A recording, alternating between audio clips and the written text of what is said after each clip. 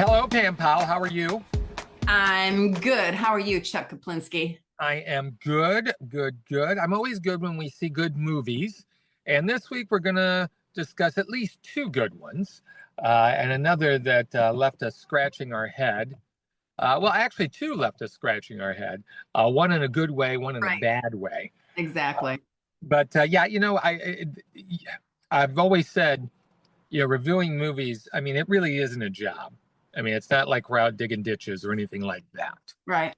But it can get arduous when you suffer through one misguided movie after another, and sometimes it becomes a drag, and that's how I've been feeling lately. But this week kind of revived me a little bit, so that's good. So, where would you like to start on this week's releases? Both in theaters, and then there's one that we kind of glossed over last week. I know you were not on the show last week, and on the show, I'm referring to CBS 58 Morning Show. Also, Racine and me, I reviewed two movies. So, do you want to pick one of those two up, and then we'll talk about the two that are in theaters starting today? Sure, but you need to remind me what those two are because I'm old and my memory is shot. The two are The Surfer and I'm gonna say it right. Just Well, for no. I thought you were talking about two last week. yeah, let's just talk about On Swift Horses from last week, and we'll call it a day on that one. Yeah, we'll definitely call it a day on that one. Is that based on a book or something? I don't know. Let me look it up. No, it's not worth looking up. It's not worth looking up. Yeah, I don't even know what to say about this. Yeah, you kick it off there. Okay, so we're transported back in time to 1950, and I got to tell you, there is just something. I guess we romanticize eras from bygone days in some respects. In the 1950s, there were some things that were not so Sure. good. But I love the styles Yeah. of that era for both men and women, and this movie definitely takes us there stylistically. So to think that this is the one thing you're talking about right off the bat, that tells me something. And I agree with you. Yeah, Style from the we have no style anymore. There no, is no style. we really Uh, I mean, we weren't dressed as a man if you didn't have a hat on. right. You And the know? suits were just so dapper. Yeah, yeah. Everybody had a couple suits, or yeah, and women there was a flair to things, and that's definitely showcased in this movie. Yes, and that's about sex is also showcased in this movie. Let me tell our listeners a little bit about the movie. It stars Daisy Edgar Jones and Jacob Elordi and Will Poulter. What a cast, right? You think, hey, this is going to be good. I was excited about it. It really should have been called On Slow Horses, although I think that name has been taken because Ah, was the slowest drudgery of a film that I've seen in a long time. Daisy Edgar Jones stars as Muriel, and she and Lee, played by Will Poulter, are a couple. They're not married yet, but they want to get married. They're living in the desolate farmland of Kansas, and they want to run off to California and live the California dream. Well, before they get a chance to do that, Lee's brother, Julius, played by Jacob Elordi, shows up and he shakes things up. He stirs things up. He's kind of a bad boy in some ways. He is a card shark and a hustler, and something happened during the war. We're not quite sure what, but he's discharged and he shows up. We find that Lee and Muriel go to California, leaving Julius behind to have his own adventure. There's some sort of pull between Muriel and Julius, some similarities, I guess, but we don't find yes. what they are until later. But that pull is always there. That was the interesting part of the movie to me. We find out that Muriel is not happy being Lee's wife. She's interested in other women. And then we find out that Julius is interested in men, and he falls in love with Henry, who he meets in Vegas as they are trying to catch card sharks and cheaters. These are two parallel storylines that go on and on and on. Muriel ends up betting on horses. She learns a little bit about doing that. That I thought was interesting and beautiful. I want to go to that racetrack. That was gorgeous. That was the story they should have told. Right? But Yep. really, other than the fact that there are what, maybe I'm going to guess 3 scenes or 4 scenes maybe at the racetrack that are quite short, that showing that she's winning money and she's socking it away somewhere. She's not telling her husband that she's won this money. Um, that's about it. As far as I'm not quite sure why they called it On Swift Horses. I guess the ending has to do with that, but this was tough to watch. There was just like so much sex. And I get it. Sometimes you need to show those sex scenes to, pull that storyline forward, but this wasn't to do this. This was just gratuitous. And it's kind of like this is one of the reasons why I don't like the superhero action movies, because there's so much action. You get bored with it. You get like you tune out. And that's what I did with this. I am not a prude. I swear I am not. But this made it was dull. I did not want to watch the rest of the movie. I did suffer through, and I actually liked the ending. I did And too. as I alluded to when we had Muriel and Julius on screen together, if they would have had more conversations about how unhappy they are and the struggles that they're going through, especially for that era. I mean, you didn't have anybody coming out of the closet. You couldn't say that you were gay or that you were a lesbian or anything on that spectrum, LGBTQ. You couldn't do that in that era. And that was horrible. And it showed some of the horrible things that they had to hide in order to live, and they couldn't be true to themselves. And that's a story as well. But we just didn't have any meat to this. This was just nothing to sink my teeth into. And I got bored with it. The ending was beautifully poetic, Hmm. but it just wasn't enough to get to that ending. Yeah, I like the ending too. Very poignant. It had the power that the rest of the film lacked. And yeah, people who know me know I'm not a prude either. But yeah, it just becomes repetitious, the sex. And, and you don't have to show me the same people having sex more than once. I know, right? Just show it once. I get it. Okay, they're having sex. Thank you for letting me know. Let's move this on. And so we keep going. I don't know if it was they were trying to titillate us. I don't know if the filmmaker was trying to be, daring.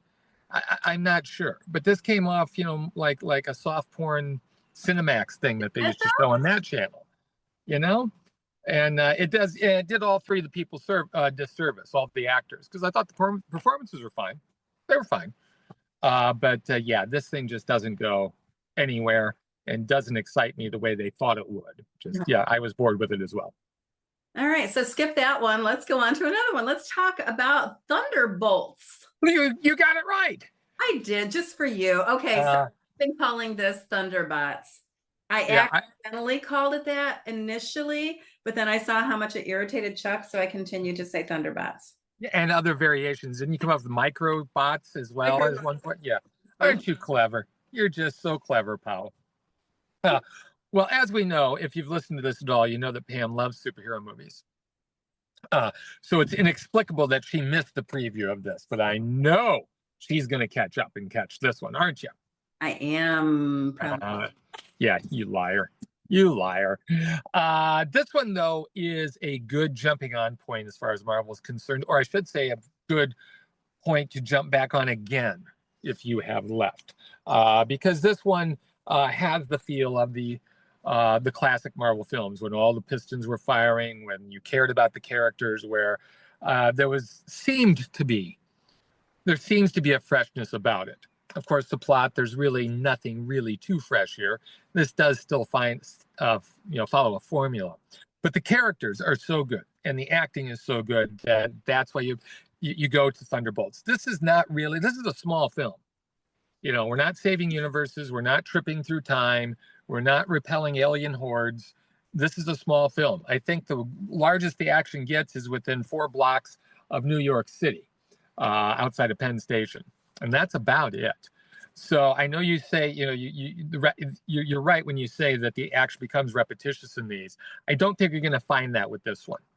This is all about characters being damaged and trying for redemption, because the Thunderbolts are made up of cast-off heroes, those who have had a chance, but then, have blown it. Florence Pugh, there's nothing this woman can do wrong. Nothing. And when you watch this, if you watch this, you'll see what I mean. I see you smiling, Pam Powell. Uh, but she is great here. Without her, this film does not work. She plays Yelena, the Russian assassin who was Black Widow's sister. And she is walking around with just, tons of baggage, brought down by the guilt of all the people she's killed, of the acts that she continues to do. And she actually contemplates suicide at the beginning of the film. However, she gets, a little charge once she realizes she's being targeted by the head of the CIA, played by Julia Louis-Dreyfus. She's been doing some underhanded stuff and has had Yelena, as well as other cast-off heroes, do some nefarious work for her. She's got to cover her tracks, so she sets them all out to kill each other. So that includes John Walker, played by Wyatt Russell, the former Captain America, the Ghost, Crossbones, and also the Red Guardian is in here too, played by David Harbour, who is Yelena's foster father. They figure out what's going on and they head out to take down the Julia Louis-Dreyfus character, but there's a problem because one of the things that her organization has been working on is experimenting on humans to create a super hero that will be militarized. And they do have somebody, and he's bad news. And there's also a guy named Bob. Bob. They find Bob. Bob steals the show. Okay. There's a lot going on. There's a lot going on with Bob that you don't realize. Who plays Bob? Bob, Lewis Pullman, Bill Pullman's son. Really? Yes. And Wyatt Russell, who plays John Walker, is Goldie Hawn and Kurt Russell's son. Right. And I love watching him. He's a really good actor. He's been in a lot of indie stuff as well as some mainstream stuff, and actually got a chance to interview him at Sundance in his first movie, which was kind of fun. Well, that's another reason for you to check this out. He has some nice moments too. Okay. All these characters are hurt. And I think in many ways, this is the most accessible Marvel film because we recognize their pain. We recognize, I mean, we've all been down that road where we've made big mistakes and we want to go back and make up for them somehow, or seeking a chance to redeem ourselves. And that's basically what this film is about. As I say, the action is modest, but it's good. But you're not going to really care about that. You end up rooting for all of these people by the end. And Harbour is hilarious. Just this pompous, I might go see it, and I thought about seeing it this weekend just for David Harbour because I really do like him. We had a great interview with him about being Santa Claus. It was one of those Christmas or something like that. Yeah. His character, the Red Guardian, is just this pompous, over-the-top guy. I mean, his broken Russian accent is just frickin' hilarious. Okay. And the interaction between him and Pew is great. It's all funny until they really have a heart-to-heart. And it really drives everything home. So I know you don't like these movies, Pam, but if you have a gun to your head and you have to pick one, I think you would like this. And the final scene after the credits sets up everything that's to come. And people were cheering in the theater I saw it in once that final thing came. So I think Thunderbolts is back. Or I think Marvel is back with Thunderbolts. All right, that's awesome. I will see if Kristen wants to go with me to see that because I know Kristen's going to want to go. Yes, I do. So we can go, and that sounds like a plan. I will let you know what I think at the end. You know what? You could hedge your bets. Go on Tuesday because I think admission's only $5 or $6 on Tuesdays. Right. There you go. There we go. Well, the next movie is where I want to spend the majority of our time because this one I just could not get out of my head. It's called The Surfer, starring Nicolas Cage. And I'm going to put it right out there. I love Nicolas Cage as much as you love Florence Pugh. Nicolas Cage has been in some really awful movies, but he's also been in some great movies. And when he's in a movie that I think feels strongly about, then he does an amazing job. Mm-hmm. I can't imagine reading this script and taking this role. I don't know. He serves as one of the producers on this. I don't know if you know that. No, I did not know that. Yeah. So Nicolas Cage he's only known as the Surfer. He doesn't have another name. So we're going to refer to him as the Surfer. He's an affluent guy who is living back in Australia. Apparently, he's coming back home to his childhood home and the beach and the surfing area that he grew up on. And he is separated or divorced from his wife, I believe. And he's got a teenage son. His teenage son is with him at this beach, and he's going to show his son the house that he's going to buy that he grew up in. And he's going to show him the amazing waves and the rad style that this area has. And they walk on down to the beach. They've got their wetsuits on, they've got their surfboards, and they are quickly told to go home. The saying is, and I can't do an Australian accent, if you don't live here, you don't surf here. And they're like, buddy, I belong here. I grew up here, and I'm just going to take my son surfing. And then all of a sudden, this other guy comes up, and his name ends up being Scotty. He's played by Julian McMahon, I think it's McMahon. Yep. And he says, no, you got this wrong. You can't be here. You don't belong here. You're not a part of us. So what it turns out, so the kid goes away. I'm not quite sure where he goes and how he goes away, not gets away, but goes away. And now the Surfer, he is adamant about the fact that he belongs here.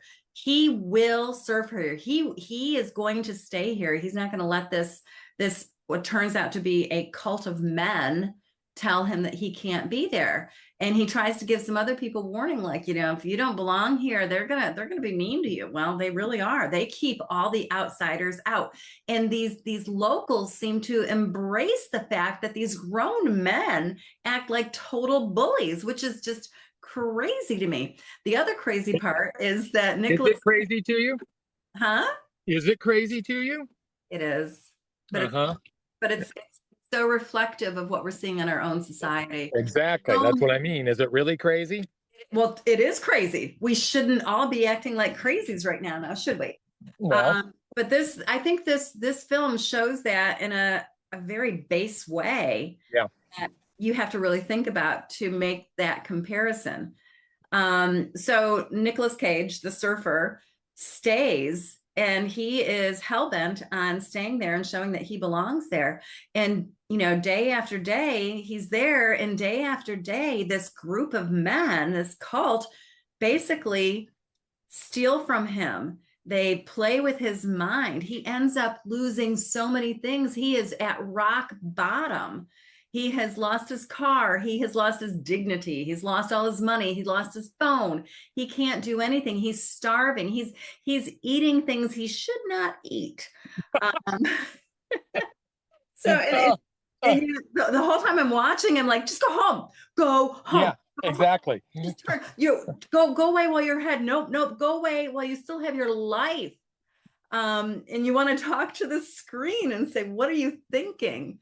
And when the credits rolled, I would say there's a what the fuck movie of the year. This isn't the what the fuck movie of the year, because I think it has so much to say, but it did leave me thinking, like, what did I just see? What does this mean to me? And then the more I thought about it, the more I drew those analogies. Like, we see, this is about male toxicity and how you have this alpha male and everybody is going to, kowtow to him because they don't want to be the target of his wrath.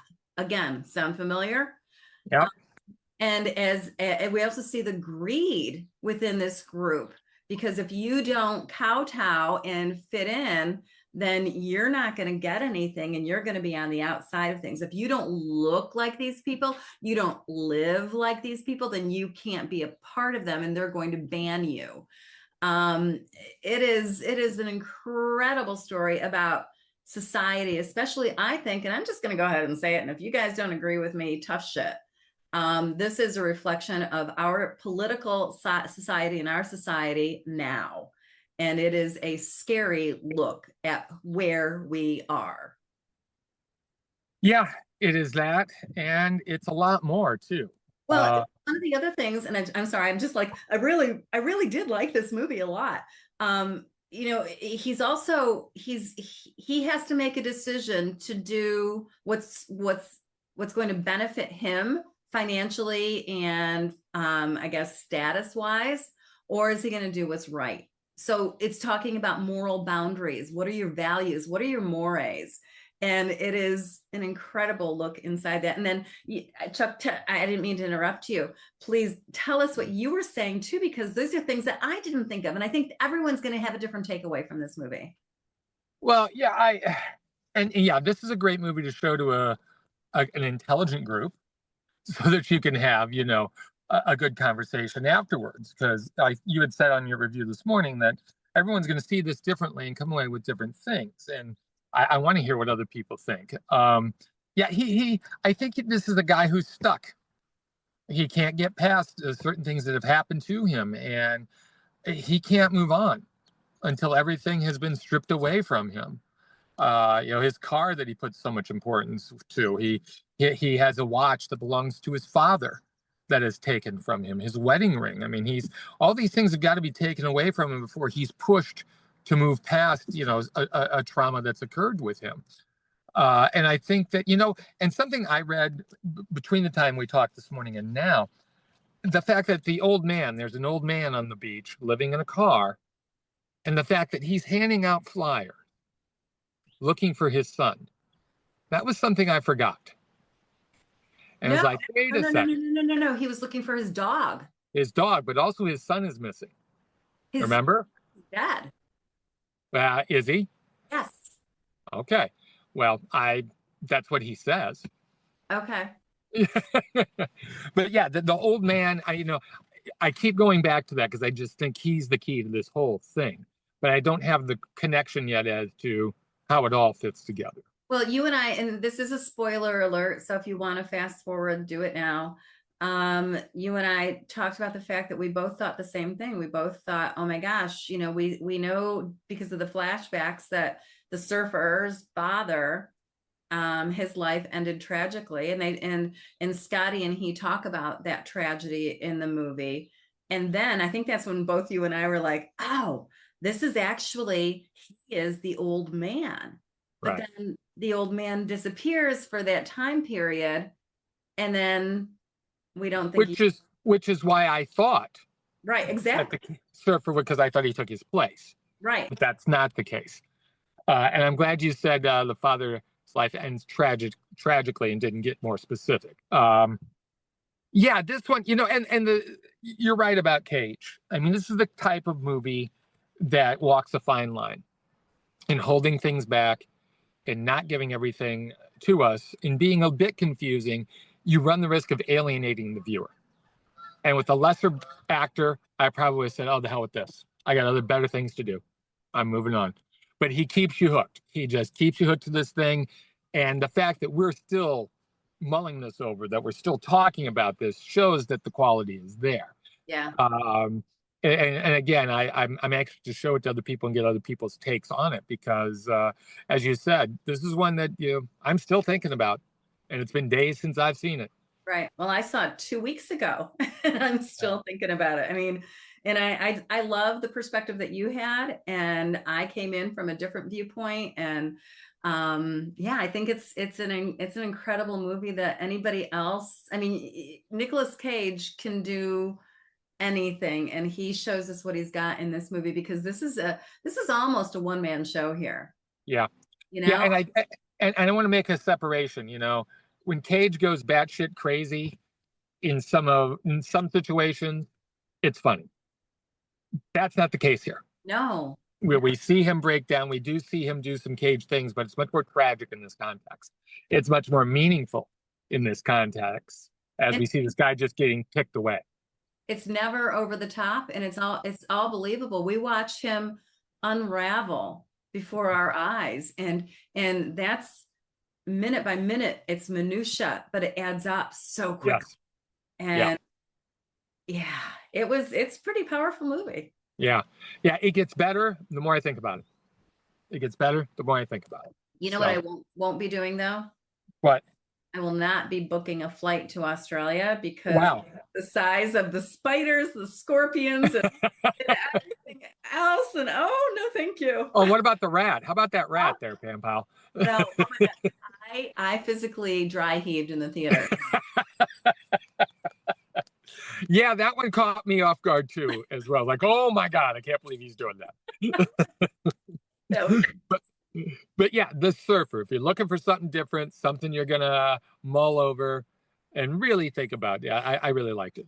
Yeah. And I have to say, I left the theater and Kristen was going to go with me that night. And I said, I don't think you would have liked it. And now I'm, the more I thought about it, I thought she should have gone with me. She would have liked it. We would have had a great conversation. And anytime a movie can stimulate a conversation and have you dig deep, that's a good movie. You got it. You got it. And they're way too rare. So I hope people take advantage and take a chance on this one. So what do we have going on next week? Next week, let me think. There's there seem to be a couple cheesy action films coming out. One with Josh Hartnett called Fight or Flight. And then there's another one with Kerry Washington, something I think it's called Strike Force, a husband and wife espionage team. So there's those two. And maybe we'll catch up on another Simple Favor, which premieres on Amazon. So yeah, next week I'm kind of dreading it, but I'm hoping to be surprised. All right. Oh, another one next week that I am looking forward to. Nona's from Netflix. I'm excited about that one too. Yeah, Vince Vaughn. Mother dies and tries to carry on her legacy. I believe she's an Italian cook. So yeah, that would be the one I'm looking forward to most next week. Netflix, Nona's, and we'll talk about that. Good deal. Good deal. All right. Until next week, then. Thank you, everyone, for listening. Real Talk with Chuck and Pam.com. That's REEL Talk with Chuck and Pam.com.